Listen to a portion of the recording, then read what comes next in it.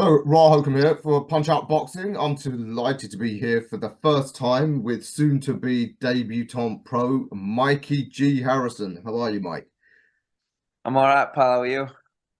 Fab. I don't know what it's like up in Yorkshire. London's a beautiful sunny day, which we've missed for a while. Yeah, It's completely the opposite, mate. It's raining, it's cloudy, it's horrible, it's cold. I'd expect Just nothing different from Yorkshire. But yeah, yeah, So, Mikey, you are making your professional debut on the Fight Zone card in Sheffield on Saturday night.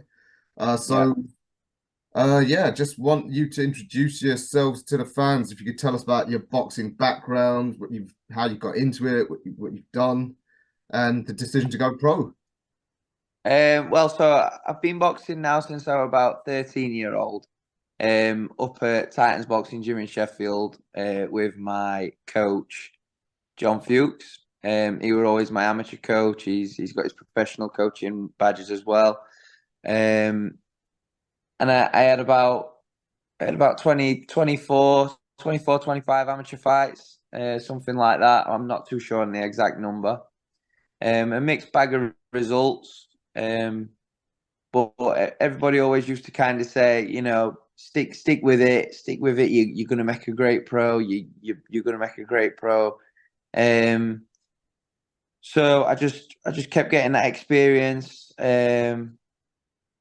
Picked up a Yorkshire title towards the end of the amateur days, and then we just all felt collectively, myself, my team, everybody in the gym, we just all kind of thought it was time ready to turn over now. Hmm. So, am I right in thinking this first pro fight, it's good, it's scheduled at light heavy, but have you got any idea what your best sort of championship fight weight will be, or is that something you're just going to experiment with? Well, it's classed as light heavy, but the fight has been arranged at 12 stone 4. Hmm. Um, as almost like a bit of a catch weight in between super middle and light heavy. Um, so potentially maybe one day we could think about making super middle. If that's a little bit of a step too far, once we get some proper professional advice. If you think that's a little bit of a step too far, then we'll just have to do light heavy and adapt to the skills what I'll need and adapt to be a proper light heavyweight. Yeah, I mean, early days, I guess that will be part of your development anyway, seeing what's your best fighting weight Yeah, and yeah, experiment with the conditioning, the fitness, all of that. So yeah. stylistically, what can we expect of you? What are the sort of fighters that maybe influence on your style? Well, I'm a big tall boxer. So I'd like to box something like nice and positive, long, straight shots behind my jab, setting shots up, and then we go from there really. But I do like to think that I can bite down on that gum shield and work inside a little bit when I need to. So just a bit of everything. I think it all depends on what opponent I'm going to come across, what fight I'm in, how many rounds, all that kind of stuff. There's no set style for each fight. You got any favorite fighters, both past or present? Yeah, my favorite fight of all time, probably Thomas Hearns from Detroit. Um, he big like I say, big tall skinny guy. Like just frightening that era of boxing. So yeah, Tommy Hearns probably. Very, very good, worthy choice. I think a lot of us who want spectacular knockouts look back at Tommy Hearns in his prime. Yeah, yeah, he was just absolutely devastating, frightening, quality fighter. How tall are you, if you mind me asking? 6'3", I believe, 6'3" or 6'4". Okay. It's I've not been measured for a long time, so Hey, I couldn't tell you, but it's definitely definitely minimum 6'3". And you're only 20 years old, right? Yeah, Yeah. So yeah, yeah, you might well have still I would say a couple inches, but yeah. Maybe you definitely don't know, do you? straight. Hopefully not. I've already got to watch my head when I'm walking about. But believe you me, you'd rather be tall going through life than short. Yeah, yeah, Anyway, so you know your first pro opponent, Victor Edagha. I was actually at his last fight down here in Essex. He yeah, fought James Osborne. He's a hard fight for your debut, because this is going to be his 100th fight, so a bit of a milestone for him. And you look yeah, at his record, he's been one of the top journeymen around Europe. He fought everyone around the middle to light heavyweight range, and yeah, in like I said, 100 fights, only 4 stoppage defeats, and he's very slippery. Yeah, yeah, he's yeah, got all the moves in the book. I mean, when I saw him 2 weeks ago, James had him down, had him buzzed, and he really wanted the stoppage. But yeah, Victor knows every trick in the book to frustrate you.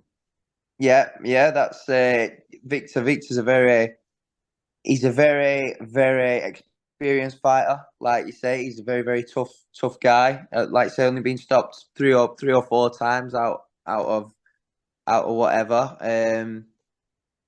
Yeah, his style is he's very, very. He looks very, very unorthodox, very, very awkward, if you like. Um, but he, yeah, he's hopefully when I beat him on Saturday, it's a credible opponent to beat, especially for your first fight. So hopefully I do have the skills and the belief in my ability and to get through the fight and to beat Victor on Saturday. Yeah. Like I said, it'll be his 100th fight. So, and he's Yeah, most journeyman. He's already got a couple of more fights scheduled. So he's going to be determined yeah, to go the distance. So you're going to, yeah. No, exactly. Yeah, that's how they do it, innit? So yeah, so obviously making your debut in your hometown. You must be delighted with that. Have you managed to yeah. build a bit of a local support base? Yeah, my last few amateur fights, we had a couple of home shows. The gym started doing home shows just as I was like kind of finishing my amateur career, and managed to build a bit of a following on them shows. And then luckily, it's kind of transformed over into the professional ranks, and everybody's behind me. I've done all right with tickets. Um, so I've been very, very lucky with the support what I've got for this first one, especially like with it being in my hometown. It's brilliant. Everybody can come and watch me. Hopefully, watch me get the win. And then it'll be a good night for everybody. Yeah, I think for you guys just starting out, it really helps building that local support base, especially in a city like Sheffield, which is obviously a great fight city. Yeah, Because unless, apart from these guys who are like, Olympic medalists and what have you, yeah, you're better served going local first. yeah. Definitely.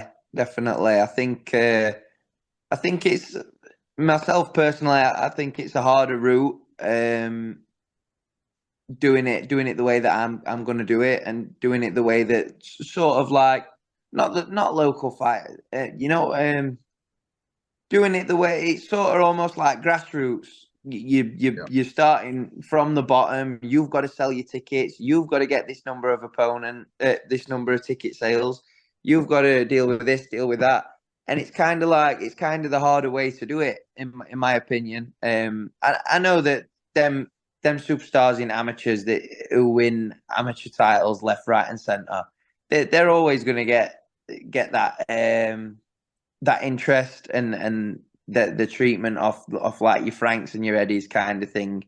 But yeah, you've got to kind of rely on people backing you and supporting you, especially when you're doing it the way that I'm going to do it. Yeah, absolutely. Personally, I think that's the way you grassroots guys do it. There's a more of a romantic beauty to Yeah, it. It's yeah, definitely. when you talk about those sort of fairy tale sort of boxing stories, it's always the guy Yeah, not the grassroots way. So you're with Dennis Hodson's is it Fight Academy? Fight Academy. Yeah, So yeah. have they got sort of a schedule like in mind? Obviously, a lot can change, the injuries, pullouts, all of that. But like in terms of how regularly you're going to fight.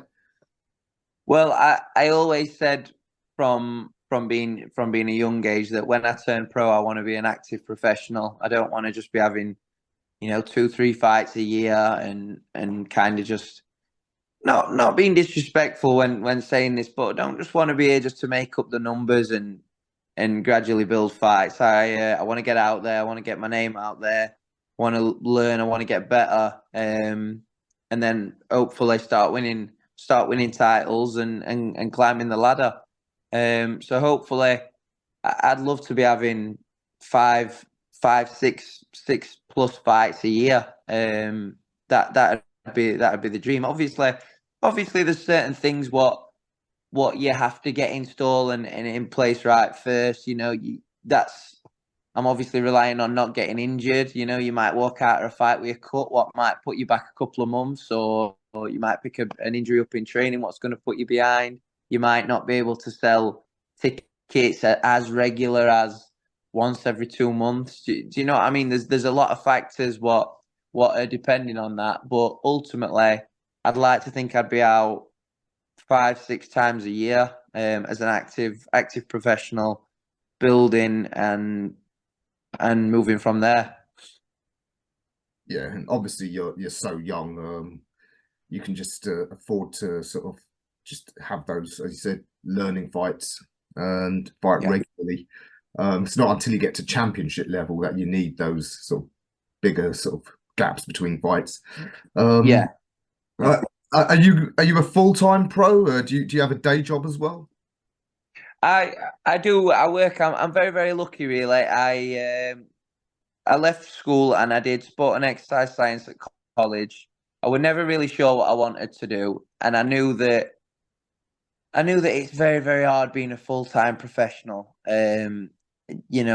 Money kind of you're going to get them money worries. You're literally dedicating your life to, which I do. I do anyway. I dedicate my life to the sport. I'm not saying that, but you get their money worries. It's hard when you've not got a job, and I think it makes it twice as hard. So I do work, but I'm a personal trainer in the boxing gym. So I have my own little client base, which means I can earn my money in the gym whilst I'm planning around my own training. So in a way, it's kind of like it's perfect, really, because it comes hand in hand. If I know I've got to be training at this time, I can build all my PTs around that and get a base um, of of when I can get people in and when I can't, and when I'm training and when I need to be going home to eat and rest, and when I need to do this. So really, it's a great opportunity to be doing what I'm doing as well as boxing professionally. Yeah, it's a common approach by a lot of pros I've heard to do some training fits in with Yeah, I the think I lifestyle. think so much in the last few years. Yeah, it's very very hard now to box pro and be on shovel all day in it and be on building sites.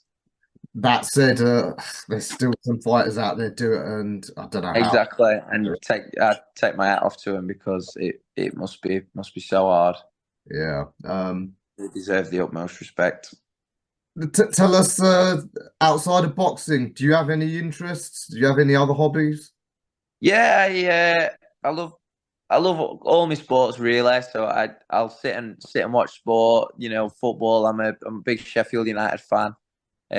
So I'll always be having a look what they're doing. Maybe going at matches.